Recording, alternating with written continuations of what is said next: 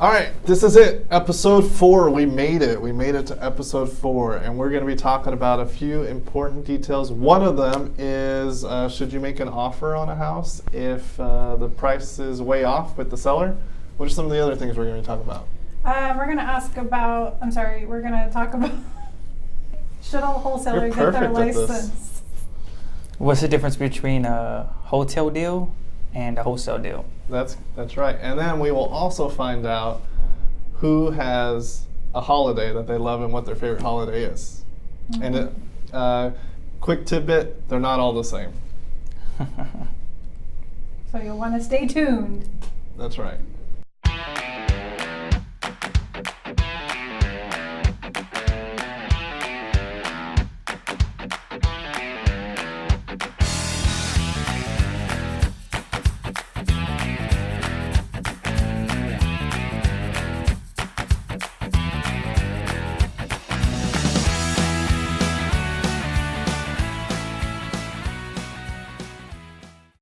All right, welcome. You made it through the intro. We are here, episode 4.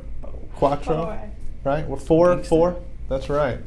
And we have some great questions in this one that we're going to go. And we have a fun one at the end, a fun question at the end. Yeah. So thank you for your questions. Let's get into it. Okay, so the first question we got from our viewing audience is, should I give an offer even when we are way off on price?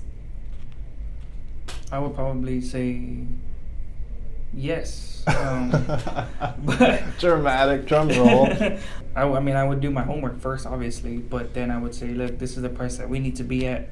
If that doesn't work for you, well, we can maybe refer you over to a realtor if it's more like a retail lead. But yeah, you always want to give an offer. For example, some dude was like, I asked him, what do you want for your house? And he was like, $180,000. And this was before we even ran comps. So we ran comps, and comps were really only like 120. And so we really needed to pick it up at like 70. And so I just told him straight up, like, hey, we ran comps, it's 120. Ideally we need to be like in the low 70s. He goes, okay, well, make me an offer. And we started negotiating at that point. But the thing is, he was testing me. He was testing me to see if I knew what I was doing. So yeah, sometimes the seller doesn't necessarily even know what their house goes for. But if you can prove to them, look, this is what the houses are selling for. So yeah, you always want to give an offer. At least a verbal offer. Yeah, at least a verbal offer. Maybe not spend a lot of time filling out a whole 1 to 4 contract, because that's pretty time consuming, but get a verbal in there and then kind of, like Aaron said, go from there and then find a good number. With every seller and every lead, you should be making an offer. And you should be testing those numbers with your sellers all the time. And even when you get an offer, you give them an offer and they say, yes, I like that offer, you should always be testing that number, and figure out where they are. And your first offer needs to be low.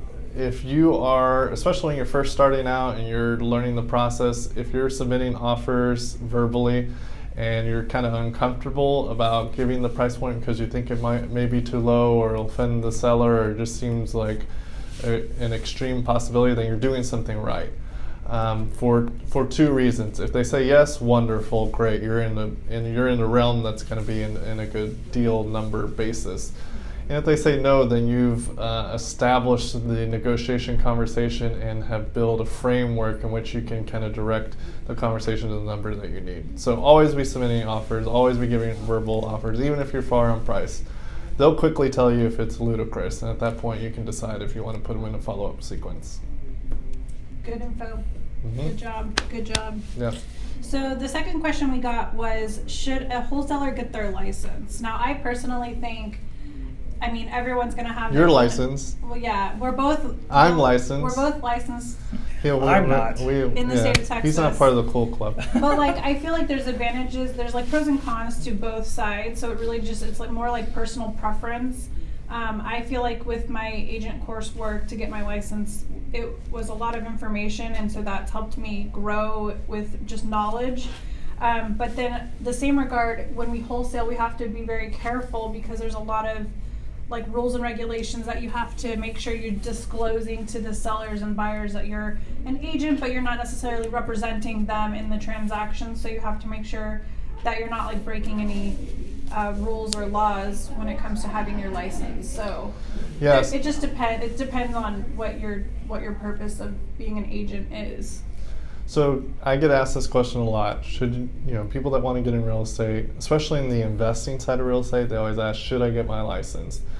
You do not have to get your license. You can be a real estate investor without having your license. You can do wholesale deals even without your license. Now, the wholesale process and the transaction of a wholesale deal is being looked upon a little bit more in depth from the ruling bodies that hand out licensees, especially in the Texas area. So if you have your license, you're going to have to do a lot more disclosure. You need to tell the value of the property to the owner. You need to disclose that you're an agent. You need to explain to them that you're not representing them. You need to get disclosures signed by the seller. So there's a lot more hurdles that you would have to overcome. However, by getting your real estate license, it'll make you well-rounded. You will be able to understand the intricacies of contracts. You'll understand the other side of the real estate equation, which is retail sales, what normal real estate transactions look like, and overall will help you become better. But is it needed? No. Do I suggest it? It depends on your goals. Really talk to some people that have their license and talk to people that don't and get some good feedback, and then you can decide what route you want to go. Mm-hmm. You don't have your license and you're kicking ass, so it's no problem.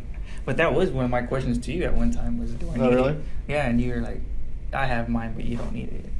Yeah. All right, so I stayed consistent with my answer. All right, great. It just depends. Yeah, it just depends on personal preference. Yeah. Okay, the third question we got is, what is the difference between a wholesale deal and a wholetail deal? Okay, so wholetailing, which is the combination of the word wholesale and retail pushed together, so wholetail, is a new, it's a newer way of doing wholesale transactions that has become really popular in the last few years.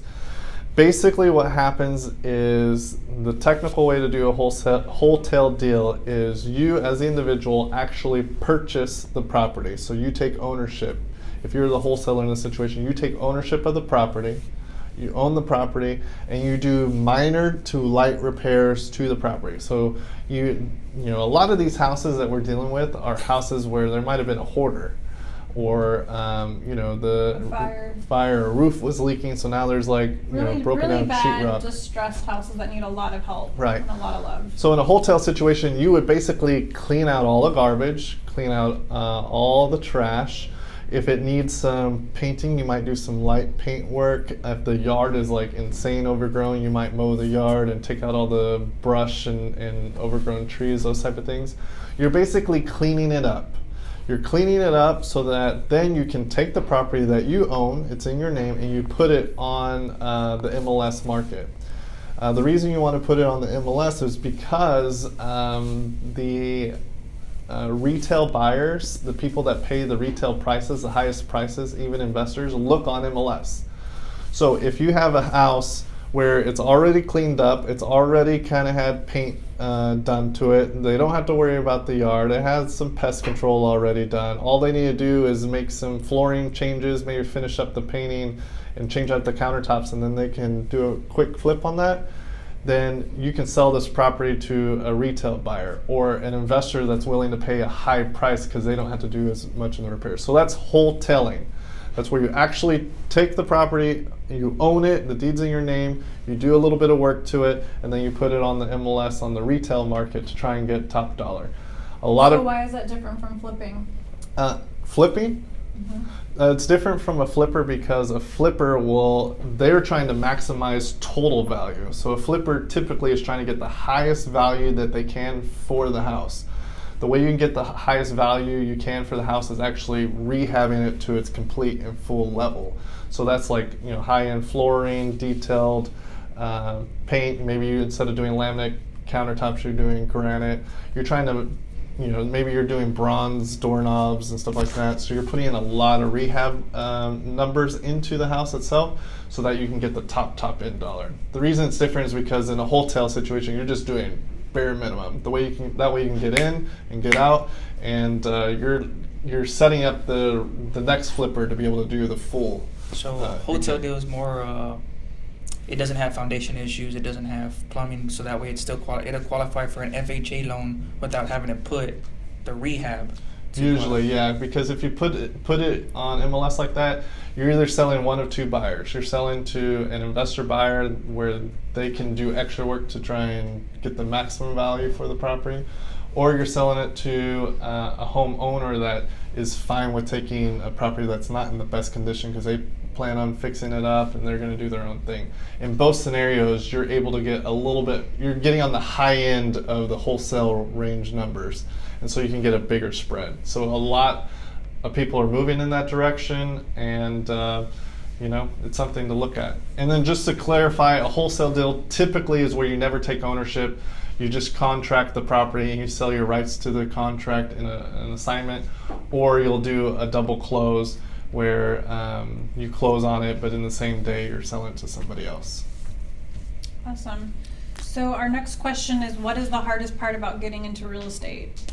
So, I mean, for me personally, I met Marco and he was already in the real estate world, and so I naturally, dating Marco, started to learn about it, and then really when we decided to do this business together, it was really when I got my feet wet. And I think in 2 years of us doing this, I've learned more than I've ever learned in my life. But what was the hardest part for you?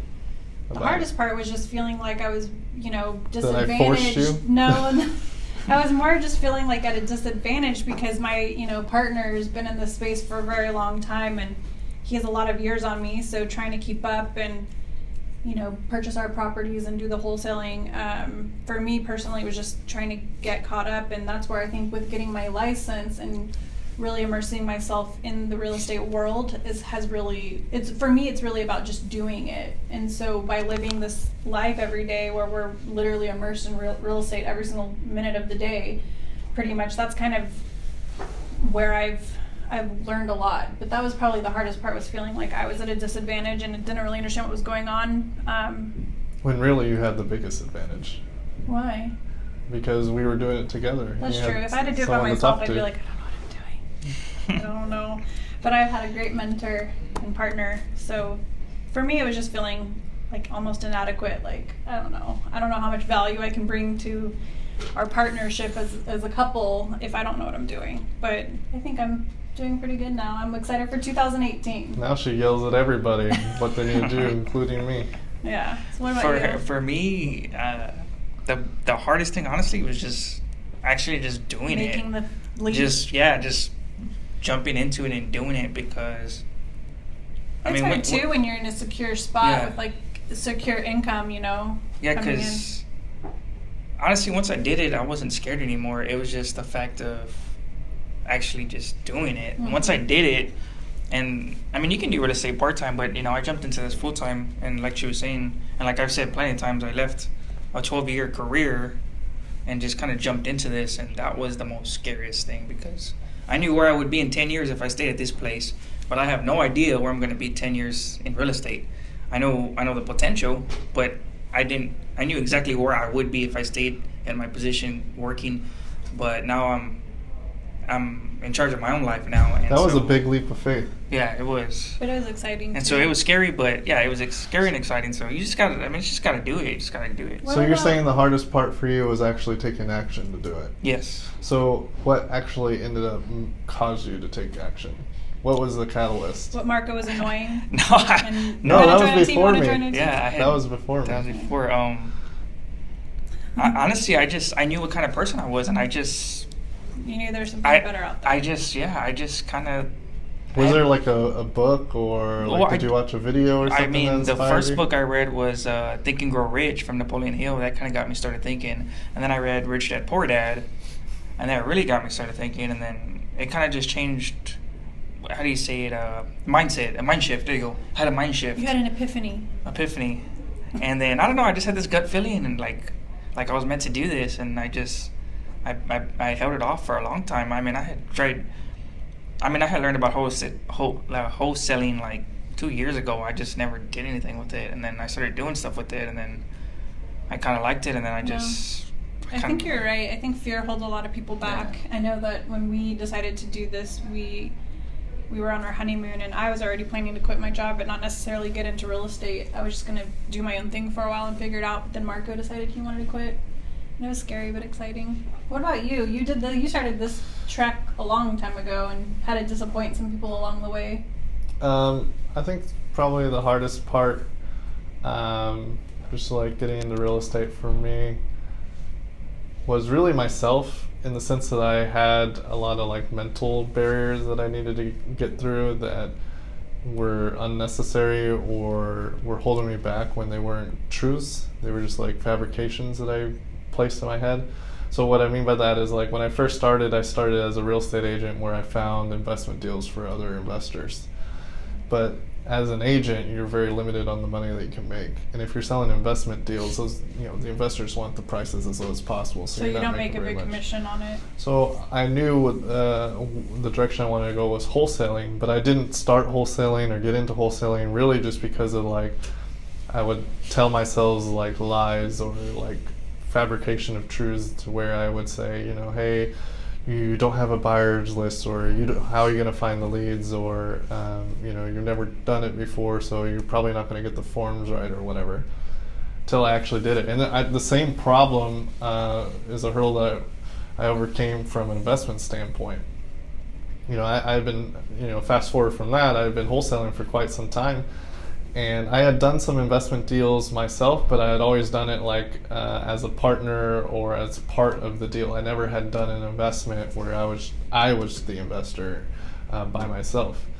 And so I had a lot of mental blocks there, like, hey, I don't have the funding for it, or I'm not going to get the right price point, or how am I going to raise the money for this, that kind of thing. And then when we both quit, and then we got married, and we found out we had a baby coming on, I was like, I'm just going to do it. And then it was very scary but super exciting, because we enjoy our time together, and I was excited when we were both working our full-time jobs. We would come home from work sometimes 10-12-hour days, and what little time we had in the evenings, we usually went to cooking and maybe a quick workout, but then it was like bedtime. So, and then on the weekends, what little time we had, we wanted to just enjoy each other and do fun, non-work stuff.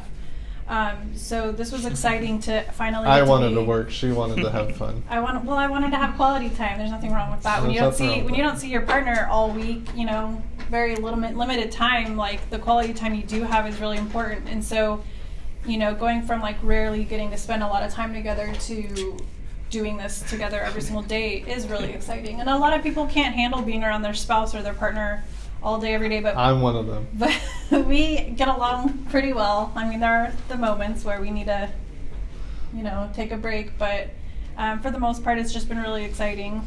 So for me, the answer is mental blocks. So me lying to myself that I can't do it or whatever. That's been the hardest part for me, and I've been, still dealing with it, learning it, and have new hurdles to overcome. Mm-hmm. All right, so the real estate's boring. Let's get into a fun question. Let's get into some fun topic. So what's our fun question? So the fun question is, what is your favorite holiday? Do you have a favorite holiday? Mine's probably be Christmas. Yeah. Why? Christmas? Yeah, why? I like Thanksgiving, Christmas. Well, now you're cheating. Now you're in 2 holidays. So like why Christmas? Fall. Honestly, Christmas I like decorating. So like I don't decorate my house for Halloween because unless I was gonna throw a Halloween party, but I like decorating for Christmas, so I go all out with the lights. I get a real Christmas tree. Really? I hate that. That's like extra work that I don't want to do. I like that. Because that's what we do. Marco's a Scrooge. We looked forward, like when we were little kids. Hey, we looked forward to I'm it. Scrooge. Or the Grinch. And I get a real Christmas tree and all that because I don't know. Dang, you do go all out. And then also Christmas is. Do you chop it down? We have a big truck, so you can transport it. You need to chop it down if you're really going all the way out. Yeah, that's. You can borrow Juan's shirt. Yeah, you could go borrow Juan's outfit. There you go, I was just about to say that. He looks like a lumberjack today. But I also like it because, downtown too, for me, I'm single, right? So you take a girl on a date. So, you know? That's true. Any ladies All the- out there, all the- It's that a are magical interested, time, he's and twinkle single. in her I eye. like the lights. I basically like coming downtown Let's walk every the weekend during Riverwalk Christmas. together. They Yeah. want, he wants mistletoe, y'all. Yeah, So any single ladies out there. It's just, I don't know, it's just nice. Just that's right. nature There you guy. go. The lights, everything, I just like it. And then, I mean, I had went to New York one time in December during Christmas time, and it's just like, So you must have loved everything's that, just huh? better in Christmas. Everything's Yeah? better Yeah. during Christmas. So. Even here. Unless you're sad and lonely, Uh, then maybe it's not so good. yeah. Then you just drink more How about spiked you? eggnog. Have some What's your moonshine. favorite holiday? Well, to be honest, I think most holidays are pointless hates or all boring. holidays. However, He's if got I a were to black pick heart. one, it's Your a birthday. big black heart though, so that counts for something. Your birthday. My birthday. No, I He don't doesn't even care my about his birthday. I have to force him to do something, at least a celebratory Well, my dinner. birthday's December 30th, so it was Oh. kind of in this pocket of like Yeah. nobody cares. And everyone's on vacation. Everyone's so. yeah, exactly. When I was young, everyone was gone on Christmas break, so there was like my friends weren't around. Plus, in school, I was a grade ahead, so I was a grade younger than everyone. So it was like even more like I was turning 10, and everyone was like already turning 11 and stuff. So that was kind of weird. And then Christmas, everyone's like recuperating after Christmas. They don't want to like hang out or whatever. And my Yeah. birthday's December 30th, so then in New Year's, they're wanting to go do that. They don't want to go out for my birthday. They want to go So out for New anyway, Year's. moral of the story is Marco has a black heart and doesn't really care about holidays. But I, however, I would pick Christmas, though. however, Everyone's love- nicer in Christmas. I don't really care about most holidays either, but I really do love Christmas. So I gotta just this is copy me. this is as Yeah, we're kinda Halloween as boring I now. get wearing this shirt. But like Do a plug. What shirt's that? this is Barbara Dunkelman's line from Rooster Teeth. Rooster Teeth. Rooster Teeth. So Anyway, you're cool and this hip. was as like Halloween as I got today. But like for all of y'all out there, I'm gonna embarrass myself right now and say that this Baby, you year, embarrass yourself all the time. this year I put up our Christmas tree on October 1st. That is a reality. That actually happened. True story. I was like, babe, really? I was I was in feeling, the tree. well, it was like starting And to she become. put me to work. I had to go get it out of the garage I don't and know. stuff. October 1st was a very pretty Sunday. It was a Sunday. It was right Yeah. after our anniversary. There was And no I was snow just in feeling, sight. I was just feeling very happy about the fact that the seasons were changing, and so I put up the Christmas tree on October 1st, and decided I would just completely skip Halloween altogether. When this was the year. first time you played Christmas music this year? Be October truthful. 1st. No, that's a lie. That is not a That's lie. totally a Christmas lie. in July. I love She the was- Charlie Brown Christmas station on Pandora. Christmas music was happening like in August, September at least. No, he's lying. He's fucking lying. That's the truth. Don't listen to him. All right, so the moral of the story is we all love Christmas. Christmas is going to be we have to have a tradition with the family now that we have a baby. Yeah, I guess so. Like cookies and fun stuff. All right, so let's wrap up. So, Ask Wholesale, thank you very much. This was episode 4. Great Yep. episode. Yeah. Good episode. We all copied each other, or we copied Aaron about Christmas. Well, technically, he copied us because I'm the oldest out of the 3 of us. So, I mean, Okay. respect your elders. Oh, okay. Yeah. Okay, you're elder. So make sure to leave a comment, question mainly. We're looking for questions. Share your questions with us. What questions do you have? And we want to answer them. Fun ones, real estate ones. Throw a curveball in there. Let's see what we can get. And if you could share this episode too, we'd be more than glad. So keep looking. We have more to come. Thanks, guys.